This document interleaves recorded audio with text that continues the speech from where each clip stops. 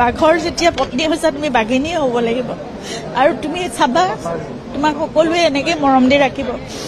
মই এতিয়া ৰৈ থাকোঁতে যেতিয়া ইমান লোক আহে প্ৰতিটো খুঁটাত তেওঁৰ ফটো লগাই থোৱা আছে আৰু প্ৰতিখন ফটোৰ পৰা তেওঁ মোক চাইছে যেন কৈ আছে আকৌ এনেকৈ লাগে মই কৈছিলোঁ নহয় তোমাক আগতে চোৱা এতিয়া ইমান মানুহ আহিছে যে তুমি আহৰিয়ে পোৱা নাই। গতিকে মোক সেইখিনি শক্তি তেওঁ দি যাব। মই জানো তেওঁ এজন ঈশ্বৰ পুৰুষ আছিল। মইহে চাগে অকল মানে আমি চাগে ভাবিছিলোঁ এজন মানৱ মোৰ স্বামী হৈ আছে, পৰিয়ালৰ এজন হৈ আছে, এজন শিল্পী হৈ আছে, কিন্তু তেওঁ এজন এতিয়া ঈশ্বৰ পুৰুষ। মই জানো মোৰ প্ৰতিটো খোজ বাট মোক তেওঁ পোহৰাই লৈ যাব। মই সদায় তেওঁকে প্ৰাৰ্থনা কৰোঁ।